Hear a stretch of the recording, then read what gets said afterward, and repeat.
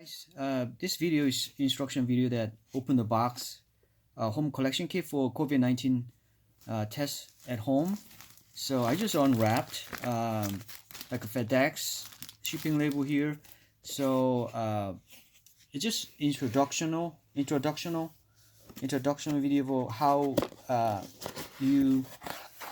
if you're first time doing this like me, and it is open. What it says is register your kit, but register code should be inside the box, okay?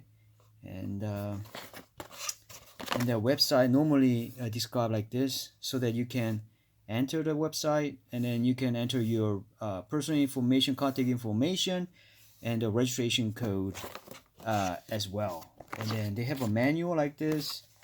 They have like a step-by-step chart like this, how to do it, okay?